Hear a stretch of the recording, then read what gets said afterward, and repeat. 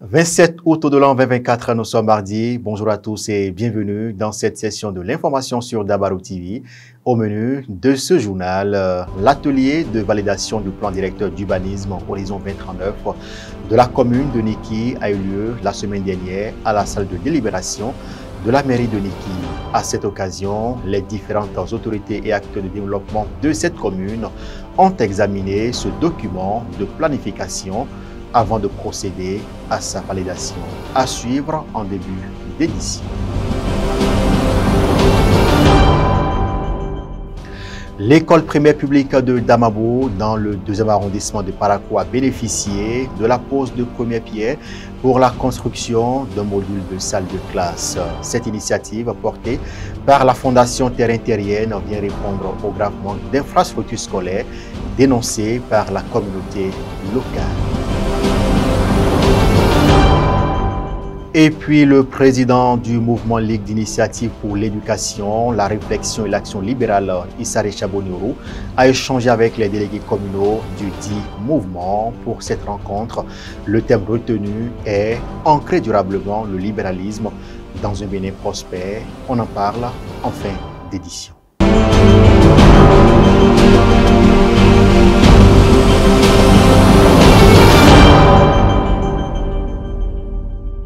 Et bien voilà pour le sommaire. Bonjour et bienvenue. Si vous nous rejoignez, ouvrons ce journal par cette information.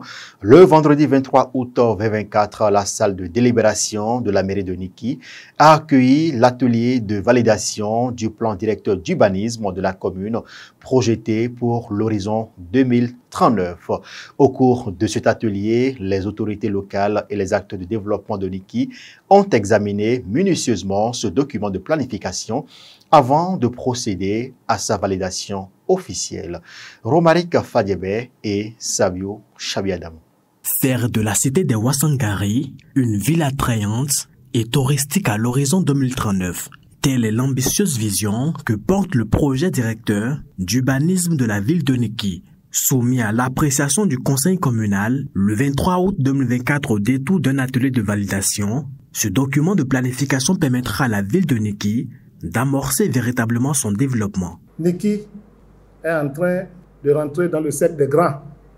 Nous sommes aujourd'hui en train de finir le plan directeur d'urbanisme de notre chère ville, que tous les Béninois et toutes les Béninoises, aussi bien les étrangers, puissent se sentir à l'aise pendant notre traditionnelle fête de la Gani et puissent apprécier notre mode d'urbanisation et la qualité des infrastructures lors de leur séjour. Je voudrais rendre hommage à notre structure label, la DECOB. Ensemble, nous écrivons l'histoire et de la plus bonne des manières.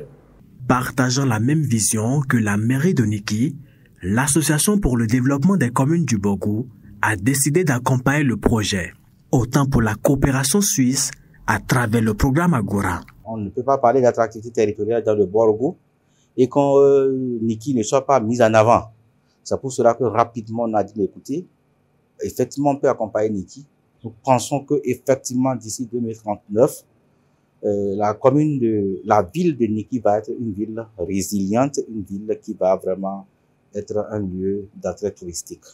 Et les bénéficiaires ne vont pas être Niki Centre seulement, ça va être pratiquement toute la communauté Batono et toutes les communes du Borgou et qui auront à sentir que Niki est en train de bouger. À l'issue de cet atelier-là, de validation du PDU, nous puissions dire que Niki est prête à effectivement amorcer un développement durable. C'est avec un engagement que je suis en train de prendre au nom de l'unité de gestion du programme Agora. J'aimerais vous dire combien je suis vraiment heureux. Acteurs de développement, élus locaux, saluent tout ce projet qui donnera un nouveau visage à la cité impériale. C'est un grand projet d'urbanisation de la ville de Niki. Mes impressions sont très bonnes et la population en est vraiment fière. Et l'empereur même en est fier C'est un travail qui a été rigoureusement élaboré par des consultants, par des experts qui s'y connaissent très bien. Et heureusement, au niveau de la commission, il y a également les différentes directions des ministères concernés qui sont aussi représentés. Donc, le débat est bien nourri, les options sont bien pesées. Si on s'y met, en 3 ans au plus, les premiers changements seront perceptibles et la dynamique sera lancée. À cet atelier étaient présentes toutes les forces vives de la cité de Ouassangari. Après la validation au niveau communal, le document sera soumis en Conseil des ministres pour l'approbation finale. Il faut noter qu'il cadre parfaitement avec la loi adoptée sur la planification de l'espace en République du Bénin. On parle d'éducation dans ce journal. L'école primaire publique de Damabou, située dans le 2e arrondissement de Parakou, a vu la pose de la première pierre pour la construction d'un module de salle de classe. Cette initiative menée par la Fondation Terrain Terrienne répond aux besoins criants en infrastructures scolaires signalés par la communauté locale. L'objectif est d'améliorer, j'y arrive, les conditions d'apprentissage des élèves avant la prochaine rentrée scolaire. Images et son.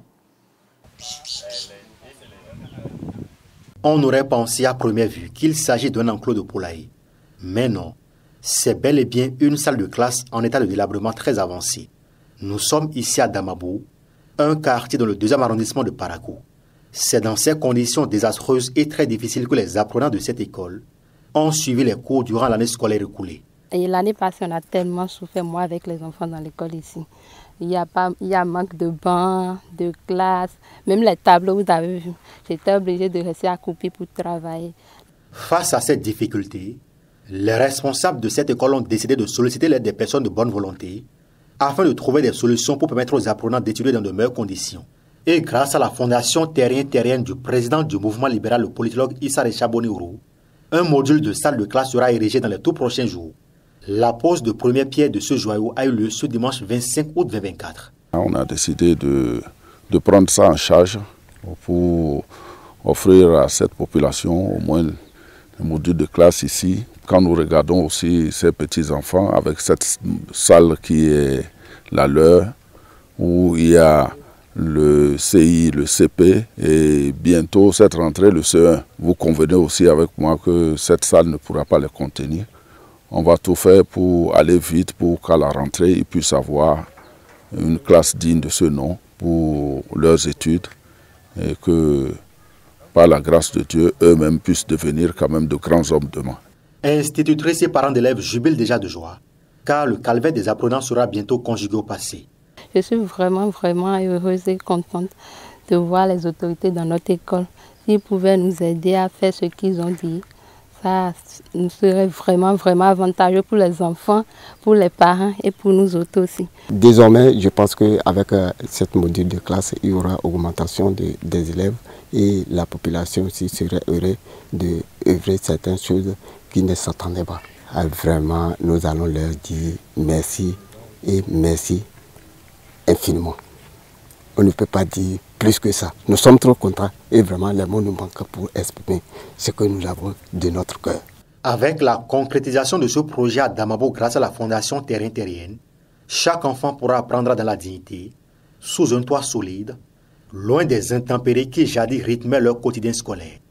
Un nouveau départ se profile pour ces jeunes apprenants, porteurs d'espoir et de réussite. Autre volet de l'actualité dans ce journal, le président du mouvement Ligue d'initiative bénévole pour l'éducation, la réflexion et l'action libérale, Issa Recha Boni-Ourou, a rencontré les délégués communaux de ce mouvement le samedi 24 août 2024 à Parakou. Et le thème de cette rencontre est, je cite, « Ancrer durablement le libéralisme dans un Bénin prospère ». Au cours des échanges, le président a passé en revue la notion de libéralisme. On suit ce reportage pour plus de détails. Nous avons l'ambition de faire du mouvement libéral quelque chose de solide. Nous avons l'ambition de faire en sorte que ceux qui viendront vers nous viennent en se disant qu'ils viennent former une communauté d'idées. C'est donc pour atteindre cet objectif, à savoir renforcer la mobilisation des membres et définir les actions à entreprendre pour les prochains mois, que le président du mouvement Ligue d'initiative bénévole pour l'éducation, la réflexion et l'action libérale, le politologue Issa Rechaboniourou, a échangé avec les délégués communaux des 77 communes du 10 mouvement Parakou ce samedi 24 août 2024. Dans la perspective d'une possible mutation bientôt, nous avons décidé de rencontrer les 77 délégués du mouvement libéral, donc les 77 délégués communaux, donc chaque commune a son délégué qui est présent ici, afin de partager avec nos délégués notre vision pour que cela puisse être répliqué dans chaque commune. Donc c'est relativement comme si nous envoyions à partir d'aujourd'hui nos soldats sur le terrain pour aller porter la voix du libéralisme dans chaque contrée de notre pays, dans chaque commune, dans chaque département, dans chaque village et dans chaque chef-lieu. Le thème de cette rencontre est « Ancrer durablement le libéralisme dans un Bénin prospère ». Lors de cette rencontre, le président Issa Rechaboniourou a mis en lumière les fondements, les avantages, ainsi que les stratégies pour ancrer le libéralisme au Bénin, en détaillant les étapes clés nécessaires à la réussite de ce processus. Mais le libéralisme, c'est trois choses importantes. C'est d'abord le respect des droits individuels, la libre entreprise, donc un marché libre, la dynamique économique et surtout la formation, l'éducation, la santé, mettre l'accent sur la personne. La personne humaine est au cœur du libéralisme. Il faut que nous ayons des droits, que nos droits soient respectés, que nous ayons une économie solide. Et comme je le rappelle, la démocratie, c'est le système politique le plus cher au monde. Par conséquent, le mouvement libéral que nous mettons en place aujourd'hui est un mouvement qui, bien évidemment, parlera des questions politiques, électorales, comme c'est un peu la norme dans un système politique, mais surtout mettra l'accent sur les questions économiques et les questions des droits de l'homme, de la personne.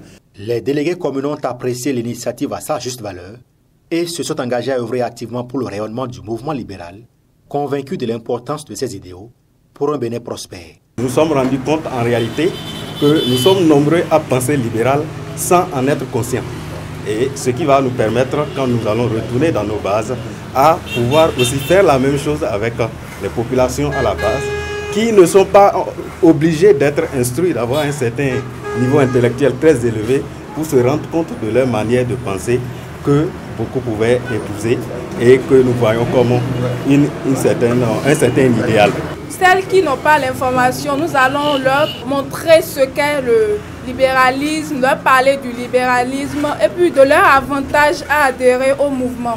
Cette rencontre marque un tournant décisif pour le mouvement, avec des participants déterminés à faire du libéralisme un pilier incontournable du développement au Bénin. Leur engagement augure d'une dynamique nouvelle, prête à porter le mouvement vers de nouveaux horizons. Les informations 24 sur le continent au Burkina Faso, c'est toujours la tristesse, la consternation et la colère qui dominent après l'attaque djihadiste qui a visé samedi 24 août dernier la ville de Bassalogo dans le centre-nord du Burkina Faso. Des centaines de blessés ont été transférés à Ouagadougou, la capitale, mais surtout à Kaya, première grande ville la plus proche où le personnel hospitalier s'efforce à prendre en charge les blessés. Signe de la gravité de l'événement, une délégation officielle composée de plusieurs ministres et du chef d'état-major des armées s'est rendue dimanche 25 août dans l'hôpital de Kaya pour témoigner de leur soutien. L'occasion pour les autorités burkinabées de transition de condamner l'attaque sans préciser le bilan officiel. Et puis au Mali, l'armée assure avoir détruit des cibles terroristes à Tinzaouten. Cette localité, située à la frontière entre le Mali et l'Algérie, a été visée dimanche matin par des tirs de drones. Les rebelles du CSP ainsi que des sources civiles locales affirment quant à elles que ce sont des civils qui ont été tués lors de ces frappes, parmi lesquels une dizaine d'enfants. Ce sera tout pour ce journal, mesdames et messieurs. Merci de nous avoir suivis. Merci également aux équipes de préparation et de livraison de cette édition. Emion Idou, Eunice Senaou, Shamsdine Koto, sous la coordination technique de Romain Pana. Bon mardi à tous et portez-vous bien.